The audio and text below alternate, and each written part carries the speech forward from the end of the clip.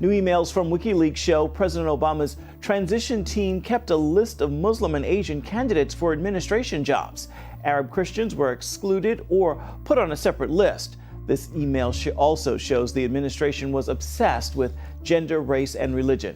Candidates were further categorized by their nationality and sometimes race. Another WikiLeaks showed that the team kept extensive lists of non-white candidates for administration posts. Officials in Virginia have reversed building safety codes for abortion clinics. The regulations were enacted under Republican Governor Bob McDonnell. They required the clinics to follow hospital-like outpatient standards, since mistakes during abortion procedures can put women's lives at risk.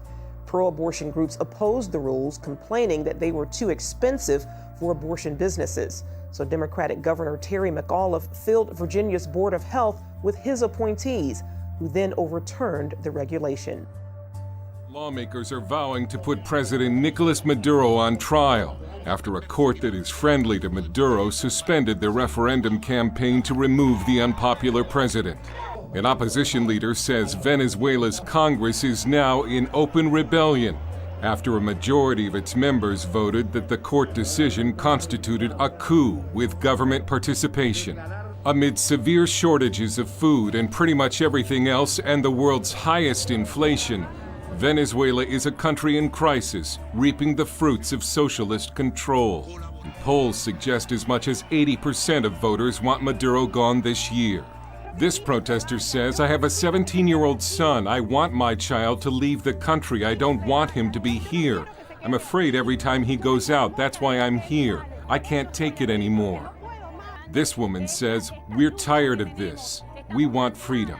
Experts believe legal action against the president would likely fail because Maduro, a protege and vice president of the late Hugo Chavez, controls the courts. Venezuela's Congress has asked the international community to step in to, quote, protect the people's right to democracy by any means necessary. Both the United States and the Organization of American States have condemned the Maduro government's move to squash the recall referendum. Opposition leaders have pledged to build pressure in the streets, starting with a nationwide protest Wednesday called The Taking of Venezuela. Dale Hurd, CBN News. And back here in this country, 4 teenagers are under arrest in Philadelphia after a string of random attacks on the campus of Temple University. Surveillance video showing there a mob of up to 200 people assaulting and robbing students after they couldn't get into a local theater on Friday.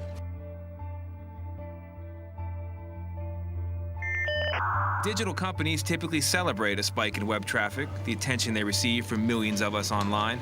On Friday, however, Twitter, Netflix, and dozens of other companies nearly drowned in that traffic. And it wasn't coming from people, but from millions of hijacked machines. They flooded the web with fake requests. Now the FBI and the Department of Homeland Security are investigating. A shadowy group called New World Hackers has claimed responsibility. Dan Ackerman covers the internet for CNET, a CBS company. He says this type of attack is old, but with troubling new twists, including the takeover of millions of internet-connected machines, from baby monitors to thermostats to DVRs, all without the owner's knowledge. This is a large-scale version of it that affects a lot of people, and I have no doubt we're going to see a lot more of this going forward. It's a very effective way to make your mark felt online. All while striking the bedrock of the modern world as well. The United Nations World Heritage Committee voted Wednesday to approve a resolution ignoring Jewish ties to the Temple Mount in Jerusalem's Old City. The vote mirrored last week's resolution by UNESCO's Executive Committee declaring the Temple Mount and Western Wall Islamic. That move was an attempt to sever the historical Jewish connection to the sites and label Israel as an occupying power. Israeli Prime Minister Benjamin Netanyahu blasted the new vote. He said, quote, radical Islamic forces destroy mosques, churches, and archaeological sites, while Israel is the only state in the region that preserves them and allows freedom of worship for all religions. He continued, UNESCO's World Heritage Committee deserves to be condemned. To growing outrage this evening after thousands of National Guard soldiers who served this country were asked to pay back bonuses they were promised to re-enlist and go to war a decade ago. After serving for 2 decades, Army Sergeant Robert Richmond agreed to go back to war after being given a $15,000 bonus. I had a contract and I served the entire contract and I risked my life to serve that contract. Now, 10 years after getting the money, the Pentagon wants it back. During the height of the wars in Iraq and Afghanistan, the National Guard used bonuses to entice soldiers across the country to re-enlist. Extra cash intended for those with skills in high demand. But criminal fraud by a National Guard official dispensing bonuses led many in California to receive payments they didn't qualify for. Guardsmen like Christopher Van Meter, who survived a roadside bomb in Iraq, received a Purple Heart and then notices to pay back $46,000. It was a slap in the face. In California, roughly 10,000 soldiers told to pay up. $22 million already recouped. The deputy commander of the California Guard says it's unfair, but that his hands are tied. If we could wave the magic wand and make all this go away, we would. The Al Smith Dinner, hosted by the Archbishop of New York, is an annual gathering of elites for Catholic charities supporting needy children held at the Waldorf Astoria Hotel in New York on the third Thursday of October. The event honors former New York Governor Al Smith, the first Catholic presidential candidate. Ceremonially, it is the last event at which the two U.S. presidential candidates share a stage before the election. In the past, the event has been an occasion for American power brokers to rub elbows with their political pawns. Distinguished dais, or better known as the top 1%.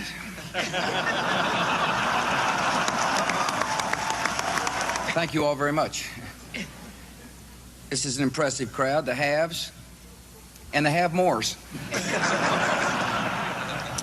Of course, rules of fairness have to be enforced because what other safeguard do we have besides the press? But this election year, being one of the strangest on record, presented yet another opportunity for Donald Trump to hold no quarter against Hillary Clinton. It's great to be here with 1,000 wonderful people, or as I call it, a small, intimate dinner with some friends. Or as Hillary calls it, her largest crowd of the season. Hillary is so corrupt. She got kicked off the Watergate Commission. How corrupt do you have to be to get kicked off the Watergate Commission? Pretty corrupt. Hillary is and has been in politics since the 70s. What's her pitch? The economy is busted. The government's corrupt. Washington is failing. Vote for me. I've been working on these problems for 30 years. I can fix it, she says. I wasn't really sure if Hillary was going to be here tonight because I guess you didn't send her invitation by email. Or maybe you did, and she just found out about it through the wonder of WikiLeaks. We've learned so much from WikiLeaks. For example, Hillary believes that it's vital to deceive the people by having one public policy and a totally different policy in private. That's okay. I don't know who they're angry at, Hillary, you're right.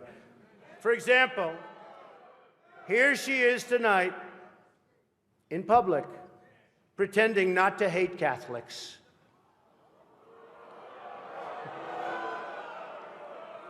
Now, if some of you haven't noticed, Hillary isn't laughing as much as the rest of us.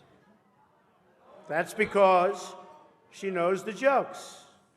And all of the jokes were given to her in advance of the dinner by Donna Brazile, which is,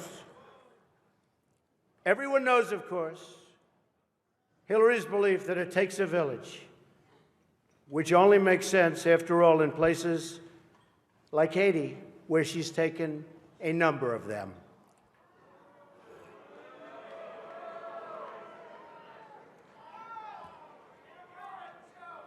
Thank you. I don't know, and I don't want this evening without saying something nice about my opponent.